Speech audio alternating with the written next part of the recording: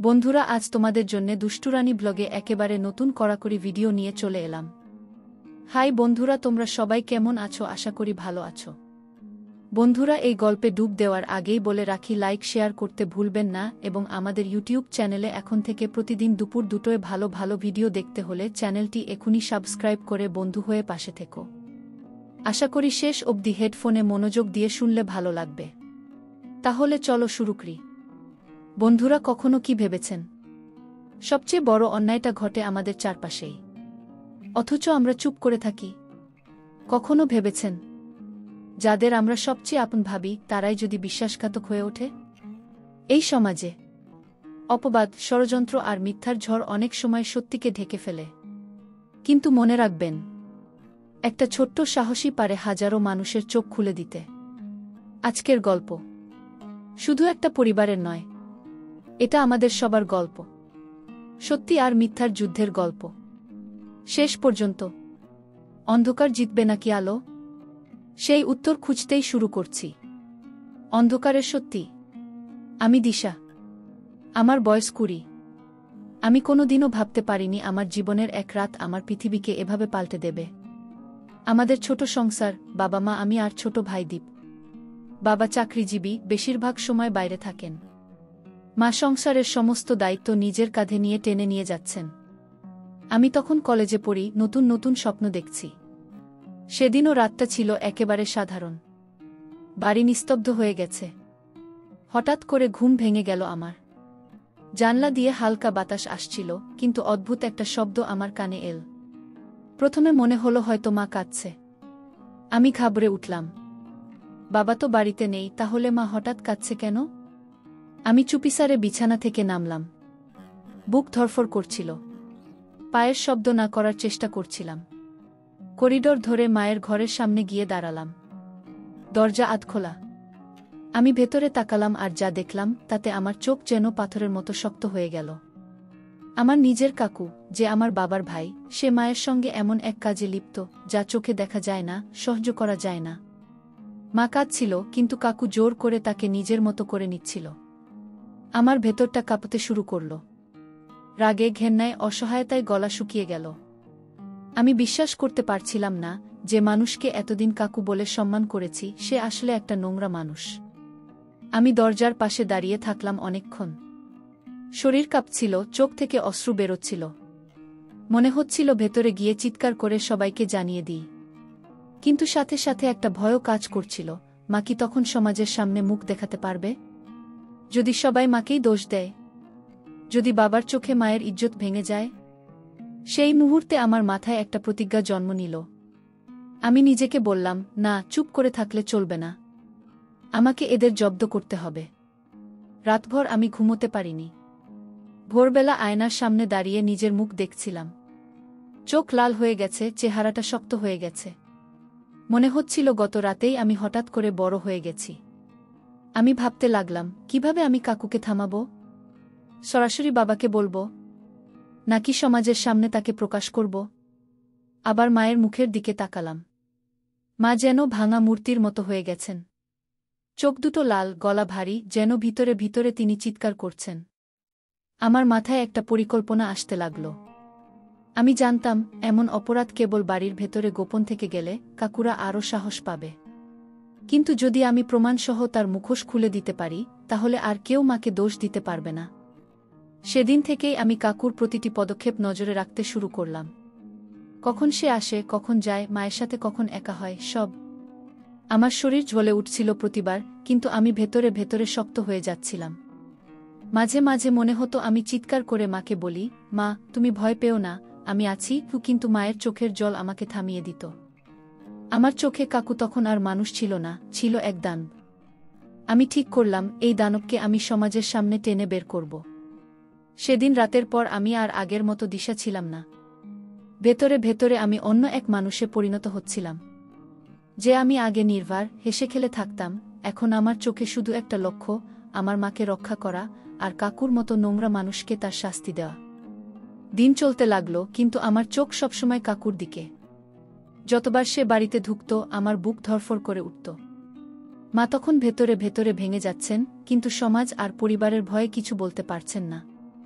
আমি মাকে বোঝার চেষ্টা করতাম। কখনো তার চোখের কোণে জল দেখতাম, আবার কখনো জোর করে হাসি ফোটাতে চাইছেন। আমি বুঝতে পারছিলাম মা ভেতরে ভেতরে দমবন্ধ হয়ে বেঁচে আছেন। একদিন বিকেলে মা রান্নাঘরে ছিল।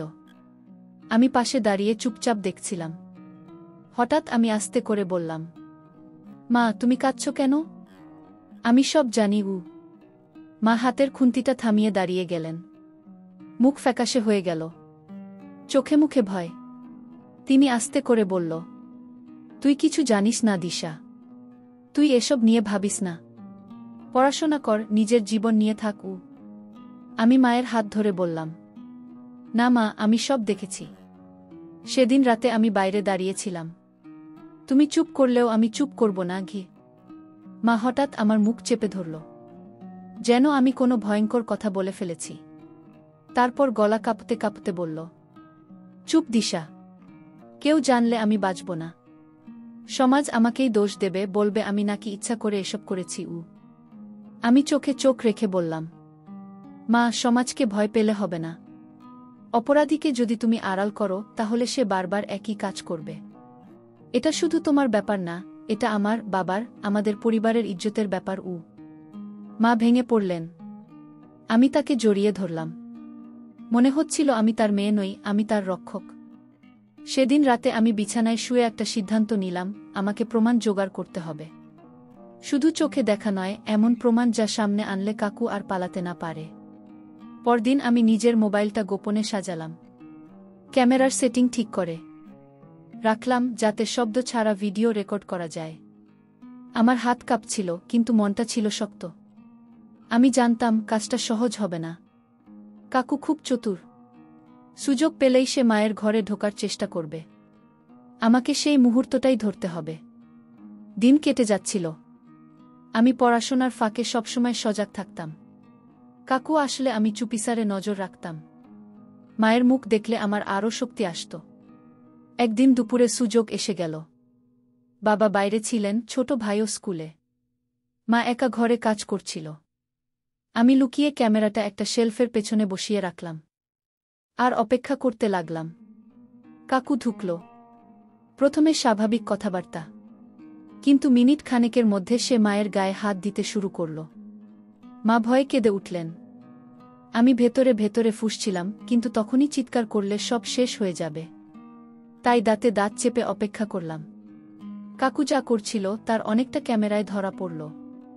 মা কাঁদতে কাঁদতে কাকুকে থামানোর চেষ্টা করছিলেন, আর কাকু জোর করছিল। আমার চোখের সামনে আগুন জ্বলছিল। হঠাৎ মা জোরে কাকুকে সরিয়ে দিলেন। বলল, তুই আমাকে এভাবে আর কষ্ট দিবি না। আমি তোকে ভয় পাই, কিন্তু আমার মেয়ে যদি তোকে দেখে ফেলে, তুই শেষ হয়ে যাবি। এই কথাটাই আমাকে আরও দ্বিগুণ করে দিল। আমি জানতাম এখন আমার হাতে অস্ত্র আছে, সত্যির প্রমাণ। আমি সেই ভিডিওটা লুকিয়ে রাখলাম। মাথায় শুধু একটাই চিন্তা ঘুরছিল, সময় এলে আমি এই ভিডিও ব্যবহার করে কাকুর মুখোশ খুলে দেব। ভিডিওটা রেকর্ড করার পর থেকে আমার ভেতরে এক অদ্ভুত শক্তি তৈরি হয়েছিল। আমি জানতাম এখন আমার হাতে প্রমাণ আছে, কিন্তু সেটা ব্যবহার করার সঠিক সময় খুঁজে বের করা দরকার। তাড়াহুড়ো করলে সব নষ্ট হয়ে যাবে। সেই রাতে বিছানায় শুয়ে অনেক ভেবেছিলাম, আমি কাকে প্রথমে এই ঘটনা বলবো? বাবাকে সরাসরি জানাবো, নাকি কোনো বিশ্বস্ত মানুষকে আগে শেয়ার করব? বাবাকে জানালে তিনি হয়তো রাগে সব ভেঙে ফেলবেন, কিন্তু তাতে মায়ের মানসম্মানও ভাঙবে। আবার চুপ করে থাকলে কাকু আরও ভয়ঙ্কর হয়ে উঠবে। পরদিন কলেজে গিয়ে আমি আমার সবচেয়ে ঘনিষ্ঠ বান্ধবী রূপার সাথে সব খুলে বললাম। রূপা আমার কথাগুলো শুনে চুপ করে রইল অনেকক্ষণ। তারপর বলল, দিশা, তুই যা বলছিস সেটা ভয়ঙ্কর, কিন্তু তুই একা এটা সামলাতে পারবি না। তোর মায়ের নিরাপত্তার কথা ভেবে তুই সাবধানে চলিস। আমি বললাম, আমি কাউকে ভয় পাই না রূপা, তবে আমি চাই না মা সমাজের কাছে ছোট হয়ে যাক। আমি শুধু চাই কাকুর আসল রূপটা সবাই জানুক। রূপা আমাকে সাহস দিল।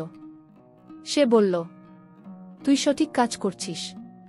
অপরাধ যতই ঘরের ভেতর হোক, সেটা অপরাধী। তুই লড়াই কর, আমি পাশে আছি। এই কথাগুলো আমাকে আরও শক্ত করে দিল। এদিকে কাকু যেন কিছু টের পাচ্ছিল।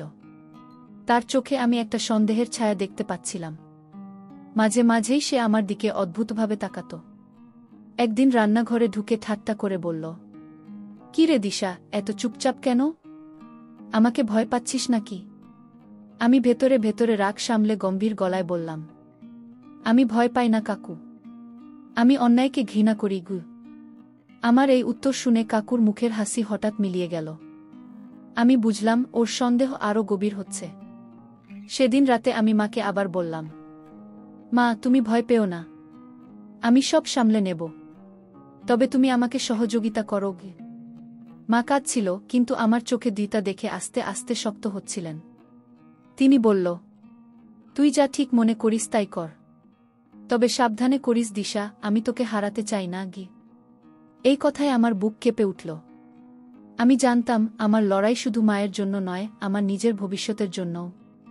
যদি এখন অন্যায়কে থামাতে না পারি, তবে কোনোদিন মাথা উঁচু করে বাঁচতে পারব না। আমি ঠিক করলাম, এবার আমি কাকুকে একেবারে প্রকাশ্যে ফাঁস করব না। প্রথমে বাবাকে জানাব, কারণ বাবার উপরই নির্ভর করছে মায়ের ভবিষ্যৎ। যদি বাবা পাশে দাঁড়ান, তাহলে কাকু একেবারে ধ্বংস হয়ে যাবে। কিন্তু একই সাথে ভয়ও কাজ করছিল, যদি বাবা বিশ্বাস না করেন, যদি উল্টে মাকেই দোষারোপ করেন। এই প্রশ্নগুলো মাথায় ঘুরছিল, আর সেই কারণে আমি একটা নতুন পরিকল্পনা করলাম। বাবাকে সত্যি বলার আগে তাকে ভিডিওটা দেখাবো, তাতে তিনি অস্বীকার করতে পারবেন না। আমার বুক তখন শুধু একটাই কথায় ভরে উঠছিল, সত্যি যত বড়ই হোক, তাকে লুকিয়ে রাখা মানে অপরাধীকে সাহায্য করা। আমি চুপ করব না ঘি। দিন কেটে যাচ্ছিল, কিন্তু আমার বুকের ভেতর উত্তেজনা আর ভয় একসাথে জমে উঠছিল। হাতে যখন প্রমাণ আছে, তখন আর দেরি করা ঠিক না। আমি বারবার ভাবছিলাম, বাবাকে কিভাবে বলবো। বাবা খুব কঠোর মানুষ, আবার ভেতরে ভেতরে মাকে ভীষণ ভালোবাসেন। কিন্তু যদি হঠাৎ সব শোনার পর বাবার রাগ মায়ের উপরেই পড়ে। সেই রাতে বাবা বাড়ি ফিরলেন। আমি বাবার দিকে তাকাচ্ছিলাম, কিন্তু কিছু বলতে পারছিলাম না। মনে হচ্ছিল আমার গলা শুকিয়ে গেছে। খাবার টেবিলে আমরা সবাই একসাথে বসেছিলাম, অথচ চারদিকে এক অদ্ভুত চাপা উত্তেজনা। কাকুও তখন আমাদের সঙ্গে বসেছিল। তার চোখে যেন গোপন হাসি, আর আমার দিকে বারবার তাকাচ্ছিল।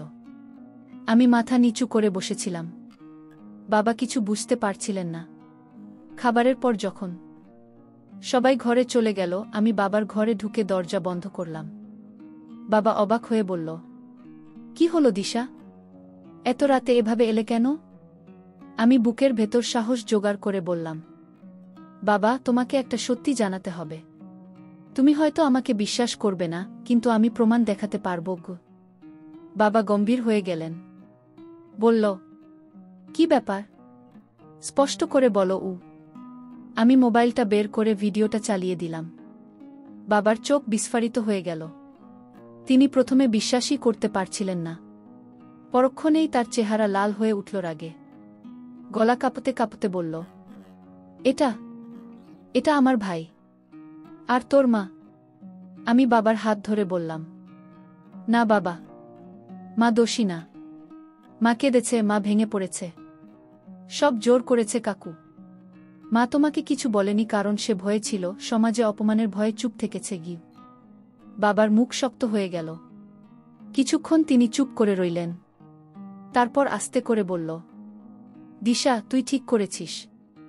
যদি তুই এটা না দেখাতিস, আমি হয়তো কিছুই জানতে পারতাম না।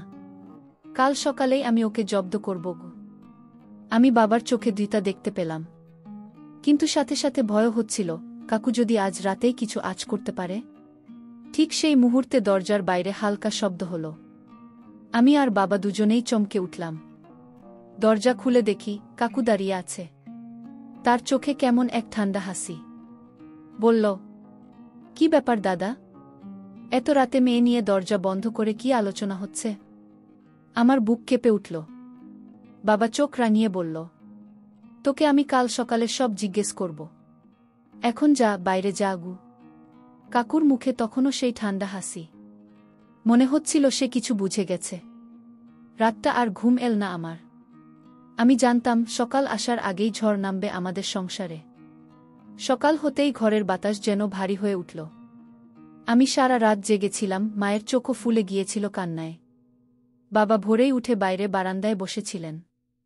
তার মুখ শক্ত, চোখে আগুনের মতো রাগ। আমি বুঝতে পারছিলাম, আজ কিছু একটা ঘটবেই। হঠাৎ দরজা ঠেলে কাকু ভেতরে ঢুকল। যেন কিছুই হয়নি এমন ভান করে হাসি দিয়ে বলল, "কি রে দাদা, এত ভোরে এত গম্ভীর কেন?" বাবা কোনো উত্তর দিলেন না, বরং মোবাইলটা হাতে নিয়ে ভিডিওটা চালিয়ে কাকুর সামনে ধরলেন। কয়েক সেকেন্ড দেখেই কাকুর মুখের হাসি মিলিয়ে গেল, মুখ কষে গেল, চোখ চকচক করতে লাগল। বাবা গর্জে উঠলেন, "এটা কি? এটা তুই করেছিস? আমার স্ত্রীর সাথে এই নোংরামি? তুই আমার ভাই হয়েও এমন বিশ্বাসঘাতকতা করলি?" কাকু কিছুক্ষণ চুপ করে রইল, তারপর হেসে বলল, "দাদা, সব মেয়েই তো দুর্বল হয়। ভাবিরও দোষ আছে। আমি চাইলে কি হতো? উনিও তো তার কথা শেষ হবার আগেই বাবা টেবিলের উপর রাখা গ্লাস ছুঁড়ে মারলেন কাকুর দিকে। গ্লাস ভেঙে টুকরো টুকরো হয়ে গেল। বাবা চিৎকার করে বললেন, "চুপ! আমার স্ত্রীর নাম নিয়ে আর একটা শব্দ করলে তোকে আমি সহ্য করব না গি।" মা দরজার পাশে দাঁড়িয়ে কাঁদছিল। আমি তাকে জড়িয়ে ধরলাম। আমার মনে হচ্ছিল, আজ যদি বাবা ভেঙে পড়েন সব শেষ হয়ে যাবে। কাকু তখনও রাগে কাঁপছিল, কিন্তু মুখে ঠোঁট বাঁকিয়ে বলল, "দাদা, তুমি আমাকে অপমান করতে পারো, কিন্তু সমাজ কি বিশ্বাস করবে? সবাই তো ভাববে আমি একা দোষী নই। ভাবিকে নিয়েও প্রশ্ন উঠবে গি।" আমি আর সহ্য করতে পারলাম না। সামনে এগিয়ে গিয়ে জোরে বললাম, "সমাজের ভয় দেখিয়ে তুমি বাঁচবে না কাকু। তোমার নোংরা মুখোশ আমি সবার সামনে খুলে দেব। প্রমাণ আছে আমার কাছে, তোমার পালানোর পথ নেই গি।" কাকু এক মুহূর্তের জন্য চুপ হয়ে গেল। তারপর চোখ কুঁচকে আমার দিকে তাকাল। তার দৃষ্টিতে যেন বিষ ছটফট করছিল। বাবা উঠে দাঁড়িয়ে বললেন, "দিশা ঠিক বলেছে। আমি এই প্রমাণ নিয়ে সরাসরি পঞ্চায়েতের সামনে যাব। সবাই জানুক তুই কেমন মানুষ। আমার সংসারে তোর আর জায়গা নেই গু।" মা কান্নায় ভেঙে পড়লেন, "না, ওসব করো না। মানুষ আমাকে নিয়েই দোষ তুলবে। আমার বাচ্চা অসহ্য হয়ে যাবে গু।" বাবা মায়ের দিকে তাকিয়ে আস্তে করে বললেন, "না, আজ থেকে তোর মাথা উঁচু থাকবে। তুই দোষী না। অপরাধীর সাজা হোক, সেটাই চাই উ।" ঘরে তখন নিস্তব্ধতা। শুধু আমাদের শ্বাসের শব্দ ভেসে আসছিল। আমি অনুভব করছিলাম, আমাদের পরিবারটা আজ ভেঙে গেল, কিন্তু একই সাথে নতুন এক লড়াইয়ের শুরু হল। কাকু দরজার দিকে তাকিয়ে দাঁড়িয়েছিল। হঠাৎ সে বলল, "দাদা, তুই যদি আমাকে সমাজে লজ্জা দিতে চাস, তবে মনে রাখিস, আমি চুপ করে থাকব না। তোর সংসারও শান্তিতে থাকবে না গি।" তারপর দরজা ঠেলে বেরিয়ে গেল। আমাদের ঘরে যেন ঝড় বয়ে গেল। আমি জানতাম এই লড়াই এত সহজে শেষ হবে না। আসল পরীক্ষা এখনই শুরু। কাকু যেদিন ঘর ছেড়ে বেরিয়ে গেল, সেদিন থেকে বাড়ির বাতাসটাই যেন বদলে গেল। মা সারাক্ষণ ভয়ে থাকতেন, আর আমি ভাবছিলাম, ওর কথাগুলো কি শুধু হুমকি ছিল, নাকি সত্যিই কোনো সর্বনাশ করবে? কয়েকদিন শান্ত ছিল। তারপর ধীরে ধীরে আশেপাশে গুজব ছড়াতে শুরু করল।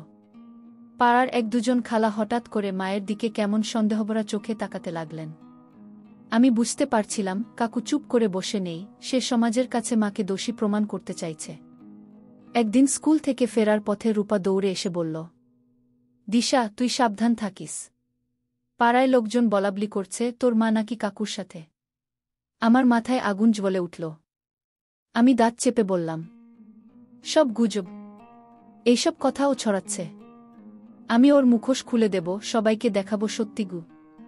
রাতে বাবাকে বললাম, "বাবা, গুজব ছড়াচ্ছে কাকু। এখন আমরা চুপ করে থাকলে মা একেবারে সমাজের সামনে ছোট হয়ে যাবে গি।" বাবা গভীর নিঃশ্বাস ফেলে বললেন, "আমি বুঝতে পারছি। তোর কাকুর মতো মানুষরা শুধু অপরাধ করে না, তারপর উল্টো ভুক্তভোগীকেই অপরাধী বানাতে চায়। কিন্তু আমি এবার থামব না দিশা। আগামীকাল পঞ্চায়েত বসাবো উ।" মা ভয়ে কেঁপে উঠলেন, "না, পঞ্চায়েত মানে সবাই জানবে। আমি আর বাঁচব না গি।" আমি মায়ের হাত ধরে বললাম, "মা, তুমি ভয় পেও না। অপরাধ যদি গোপন করি, তবে অপরাধীর শক্তি বাড়বে।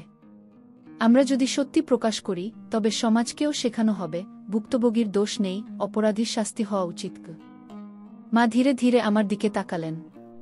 চোখ ভিজে যাচ্ছিল, কিন্তু তার ভেতরে যেন একটু সাহস জন্ম নিচ্ছিল। পরদিন সত্যিই বাবা গ্রামের মুরব্বিদের ডাকলেন। সবার সামনে দাঁড়িয়ে গম্ভীর গলায় বললেন, "আজ আমি আপনাদের সামনে একটা সত্যি আনব। আমার সংসার ভাঙার মতো কষ্টের কথা হলেও সত্যি লুকানো মানে অন্যায়কে বাড়ানো গ। মানুষজন অবাক হয়ে একে অপরের দিকে তাকাচ্ছিল। ঠিক তখনই কাকু ভিড়ের মধ্যে এসে দাঁড়াল। তার চোখে আত্মবিশ্বাস, মুখে সেই আগের মতো ঠোঁট বাঁকানো হাসি। সে বলল, দাদা, তুমি যদি আজ আমাকে অপমান করতে আসো, তবে মনে রেখো, তুমি শুধু আমাকে না, তোমার স্ত্রীরও মানসম্মান নষ্ট করবে গি। আমি উঠে দাঁড়িয়ে চিৎকার করে বললাম, না, এবার সত্যি লুকোবে না। আমার কাছে প্রমাণ আছে গি। মানুষজন ফিসফিস করতে লাগল। কাকুর মুখ একটু ফ্যাকাশে হয়ে গেল। বাবা তখন আমার দিকে তাকিয়ে মাথা নেড়ে বললেন, দিশা, দেখাও। আমি কাপা হাতে মোবাইলটা চালু করলাম। ভিডিওটা সবার সামনে চালিয়ে দিলাম। হঠাৎ চারদিক নিস্তব্ধ হয়ে গেল। মানুষজন প্রথমে অবাক, তারপর ধীরে ধীরে কাকুর দিকে ঘৃণাভরা চোখে তাকাতে লাগল। একজন মুরব্বি দাঁড়িয়ে বললেন, লজ্জা হওয়া উচিত তোকে। ভাইয়ের সংসার ভাঙার মতো কাজ করেছিস, আর ভাবিকে দোষী করতে চেয়েছিস। কাকুর মুখে আর কোনো কথা বের হচ্ছিল না। সে মাথা নিচু করে দাঁড়িয়ে রইল। মায়ের চোখ থেকে কান্না গড়িয়ে পড়ছিল, কিন্তু এবার সেই কান্নায় ভয় ছিল না, ছিল স্বস্তি আর মুক্তির অনুভূতি। আমি বুক ভরে নিঃশ্বাস নিলাম। মনে হচ্ছিল এটাই আমার জীবনের সবচেয়ে বড় লড়াইয়ের জয়। সেদিন পঞ্চায়েতের সামনে সত্যি প্রকাশ হওয়ার পর থেকে কাকুর মুখোশ পুরোপুরি খুলে গেল। গ্রামের বেশিরভাগ মানুষ আমাদের পাশে দাঁড়াল। সবাই বলল, ভাবি দোষী নন, আসল অপরাধী তো কাকু। কিন্তু সবাই তো এক নয়। কিছু লোক ফিসফিস করে বলছিল, যাই হোক, মেয়ে মানুষ বলে কথা, ধোয়া উঠলে আগুন থাকবেই। আমি বুঝতে পারছিলাম সমাজ কখনো পুরোপুরি ন্যায় বিচার করে না।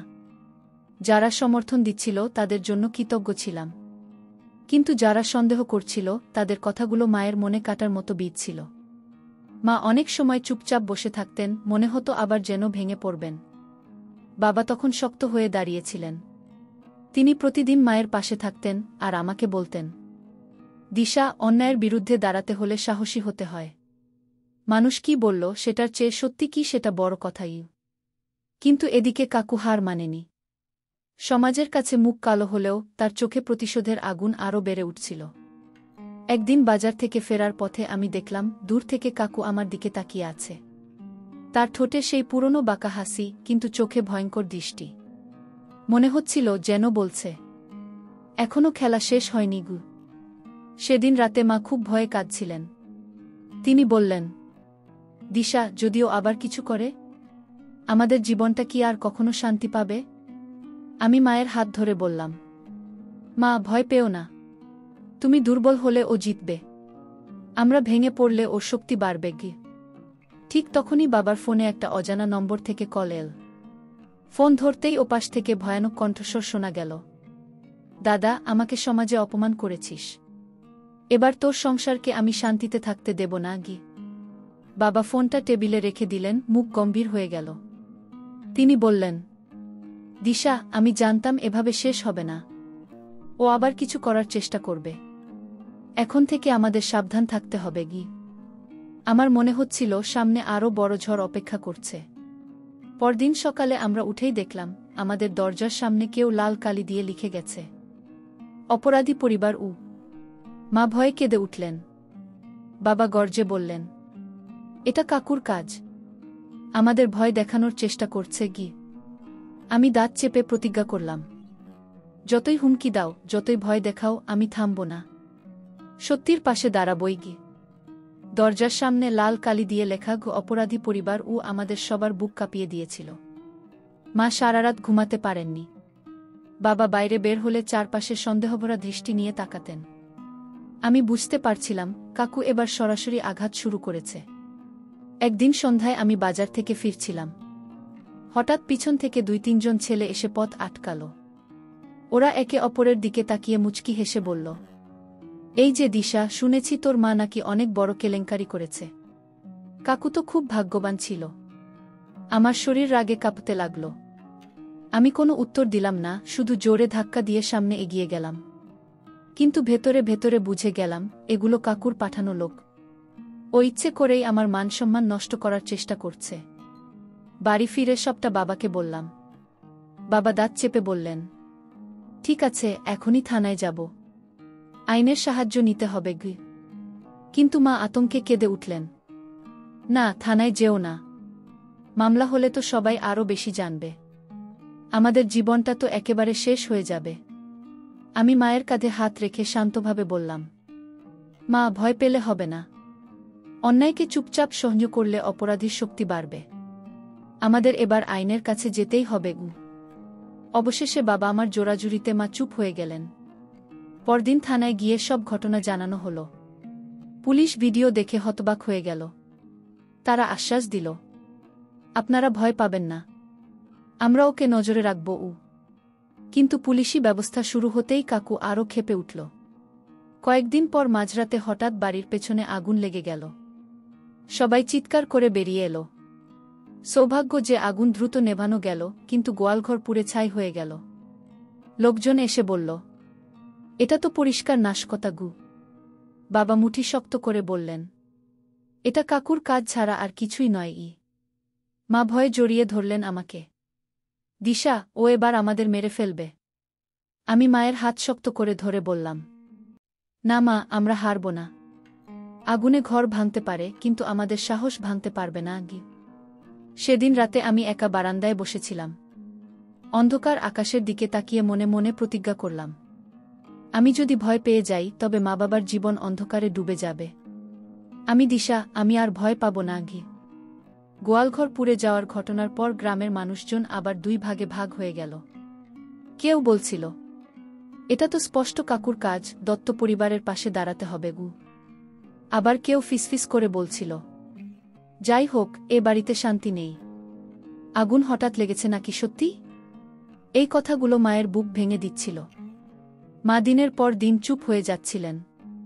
একসময় যে মা সবসময় হাসি খুশি থাকতেন, এখন তিনি প্রায় চুপচাপ কোনায় বসে থাকতেন। বাবা অবশ্য ভেঙে পড়েননি। তিনি বললেন, দিশা, সমাজে কিছু লোক থাকবে যারা মিথ্যা বিশ্বাস করবে, কিন্তু আমরা যদি সত্যি ছেড়ে দিই তাহলে ওরা জয়ী হবে। আমাদের আরও শক্ত হতে হবে গুই। আমিও বাবার কথায় সাহস খুঁজে পেলাম। কিন্তু কাকু এবার একেবারে নতুন ফন্দি আঁটল। একদিন সকালে বাজারে গিয়ে দেখি হাতে হাতে কাগজ বিলি করছে কিছু লোক। কাগজে লেখা, দত্ত পরিবারের মেয়ে ও মা নষ্টামিতে জড়িয়ে পড়েছে, সমাজকে দূষিত করছে গু।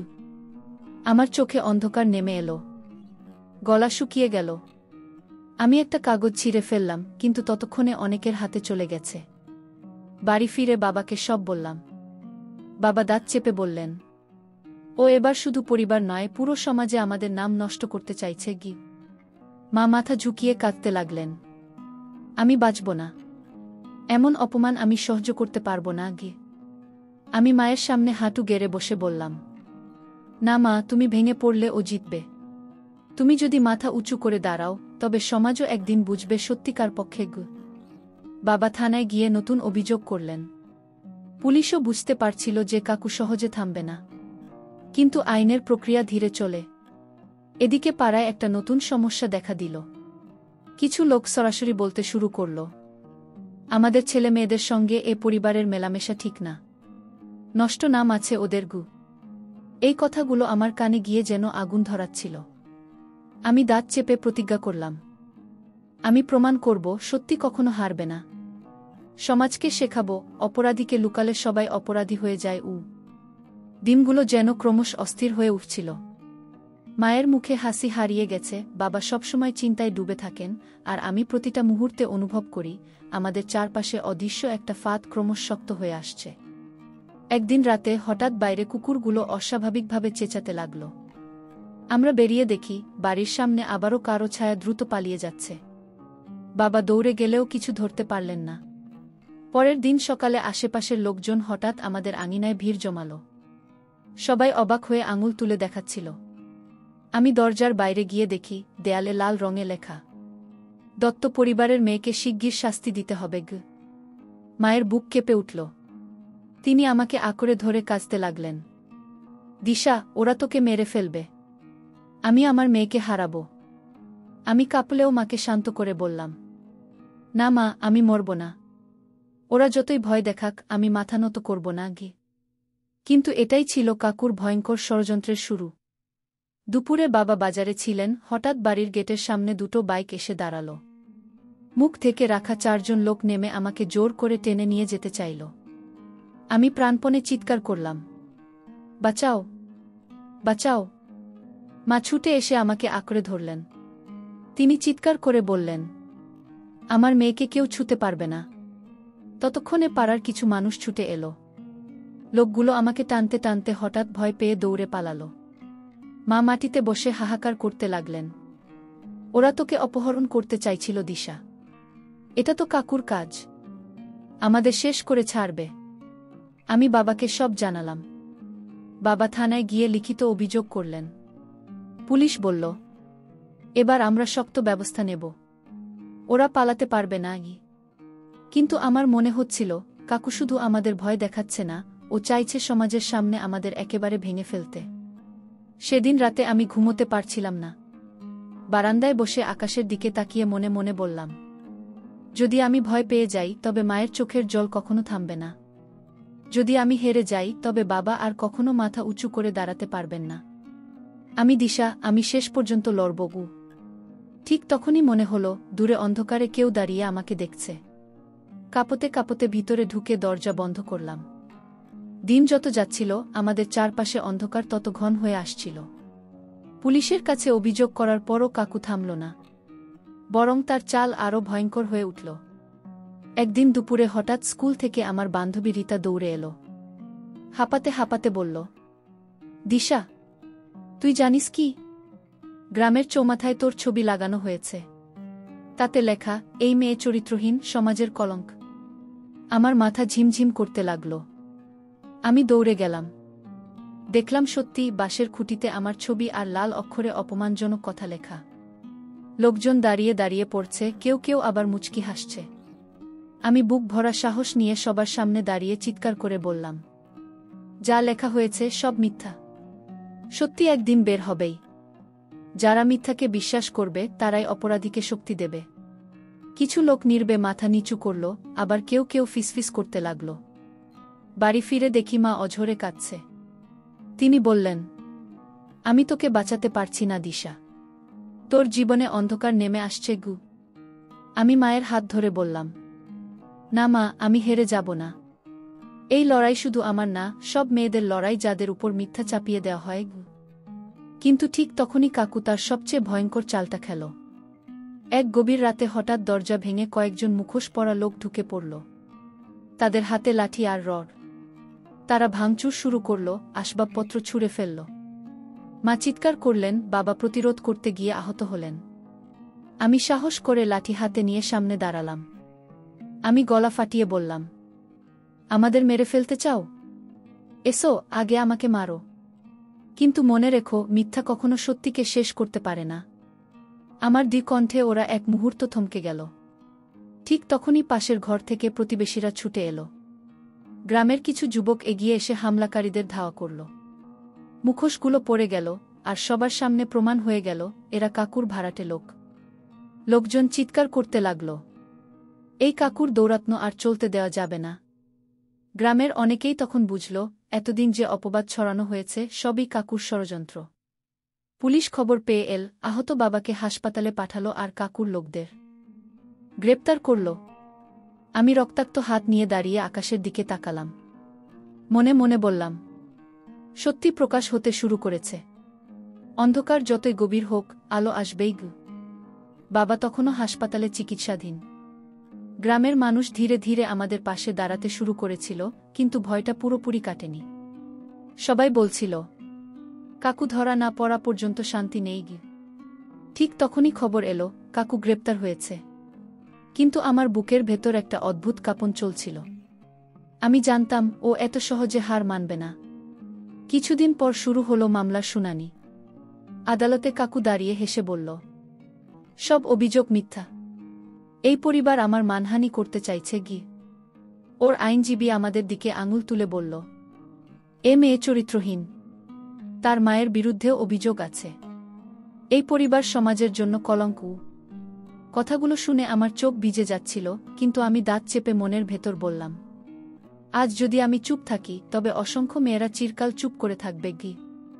আদালতে দাঁড়িয়ে আমি কণ্ঠ উঁচু করে বললাম, হাজার মিথ্যার সামনে দাঁড়িয়েও আমি সত্যি বলবো। আমার মা নির্দোষ, আমার পরিবার নির্দোষ। এই মানুষ, আমার নিজের কাকু, আমাদের ধ্বংস করতে চেয়েছে কি? আমি কাপা হাতে প্রমাণ বের করলাম। আগের রাতে আমাদের এক প্রতিবেশী সাহস করে মোবাইলে ভিডিও করেছিল, যেখানে দেখা যাচ্ছিল কাকুর ভাড়াটে লোকেরা আমাদের বাড়িতে ভাঙচুর করছে, আর কাকু বাইরে দাঁড়িয়ে সব দেখছে। আদালতে ভিডিও চালানো হলো। মুহূর্তেই সবাই স্তব্ধ হয়ে গেল। বিচারকের কণ্ঠ দি হল, এ প্রমাণ যথেষ্ট। এ ব্যক্তি শুধু একটি পরিবার নয়, সমাজের শান্তি নষ্ট করেছে। আইন অনুযায়ী কঠিন শাস্তি হবে গি। কাকু চিৎকার করে উঠল, না, এটা সাজানো। আমি কিছু করিনি। কিন্তু এবার কেউ আর ওর কথায় কান দিল না। গ্রামের মানুষজন যারা এতদিন দ্বিধায় ছিল, তারাও এবার একসাথে বলল, আমরা দত্ত পরিবারের পাশে আছি। অন্যায় সহ্য করব না আগে। মায়ের চোখে অশ্রু নেমে এলো, তবে সেটা দুঃখের নয়, স্বস্তির। বাবা হাসপাতালের বেডে শুয়ে খবর শুনে দীর্ঘশ্বাস ছেড়ে বললেন, শেষ পর্যন্ত সত্যি জয় হল গো। আমি চোখ বন্ধ করে মনে মনে বললাম, এই লড়াই শুধু আমাদের না, প্রতিটা মেয়ের, প্রতিটা পরিবারের। সমাজ তখনই বদলাবে যখন কেউ অন্যায়ের সামনে দাঁড়াতে ভয় পাবে না। বিচারক দ্বিকণ্ঠে ঘোষণা করলেন, অপরাধ প্রমাণিত হওয়ায় অভিযুক্ত ব্যক্তিকে দীর্ঘ কারাদণ্ড দেওয়া হল। এছাড়া তার সম্পত্তির একটি অংশ ক্ষতিপূরণ হিসেবে ভুক্তভোগী পরিবারকে দেওয়া হবে। সমাজে এরকম অপরাধ কোনোভাবেই বরদাস্ত করা হবে না। ঘর জুড়ে নিস্তব্ধতা নেমে এলো। কাকু হাতকড়া পরা অবস্থায় চিৎকার করছিল, আমি নির্দোষ, এ অন্যায়। কিন্তু তার কণ্ঠস্বর আর কারো কানে পৌঁছাল না। পুলিশ তাকে নিয়ে গেল, আর আমরা প্রথমবারের মতো বুক ভরে নিঃশ্বাস নিলাম। মা আমার হাত শক্ত করে ধরে বললেন, দিশা, তুই না থাকলে হয়তো আমরা সবাই শেষ হয়ে যেতাম। তোর সাহসেই আজ আমরা বেঁচে আছি গু। আমি মায়ের চোখে জল মুছে দিয়ে বললাম, না মা, এটা শুধু আমার লড়াই ছিল না, এটা ছিল আমাদের লড়াই গু। বাবা হাসপাতাল থেকে বাড়ি ফিরলেন কিছুদিন পর। প্রতিবেশীরা এসে আমাদের পাশে দাঁড়াল। যারা আগে সন্দেহের চোখে দেখত, তারা আজ মাথা নিচু করে বলল, আমরা ভুল করেছি, তোমাদের কষ্টে পাশে না দাঁড়িয়ে অন্যায় করেছি। এবার থেকে অন্যায়ের বিরুদ্ধে একসাথে দাঁড়াবো। আমি তখনই বুঝলাম, আমাদের লড়াই শুধু কাকুর বিরুদ্ধে ছিল না, ছিল সমাজের ভেতরে থাকা ভয়ের বিরুদ্ধে। দিনগুলো আবার স্বাভাবিক হতে শুরু করল। আমি পড়াশোনায় মন দিলাম, মা আবার হাসতে শিখলেন, বাবা নতুন করে জীবন গড়ার পরিকল্পনা করলেন। তবুও মাঝে মাঝে মনে হতো, সেই রাতের অন্ধকার, সেই ভয়ের মুহূর্তগুলো আমার জীবনের ভেতরে দাগ কেটে গেছে। কিন্তু সেই দাগই আমাকে শক্ত করেছে। আমি প্রায়ই গ্রামের মেয়েদের সঙ্গে বসে গল্প করি, তাদের বলি, ভয় পেও না। অন্যায় যত বড়ই হোক, যদি আমরা চুপ থাকি তবে সেটা বেড়ে উঠবে। সত্যির পাশে দাঁড়াতে হবে, তবেই সমাজ বদলাবে গু। লোকেরা তখন আমার দিকে তাকিয়ে গর্বের সঙ্গে বলে, দিশা, তুই আমাদের গ্রামের সাহস। তোর কারণে আমরা শিখেছি, অন্যায়ের সামনে মাথা নত করা যায় না গি। আকাশের দিকে তাকিয়ে আমি মনে মনে বলি, অন্ধকার যতই গভীর হোক, আলো আসবেই গু। এই গল্প শুধু দিশার নয়, এটা সেই সব মেয়েদের কাহিনী যারা অন্যায়ের শিকার হয়, অপবাদে দমে যায়। সমাজ বদলাতে হলে প্রথমে আমাদের ভয় ভাঙতে হবে। কারণ সত্যি হয়তো দেরিতে জয় হয়, কিন্তু একদিন না একদিন সত্যির আলোয় অন্ধকার কেটে যায়।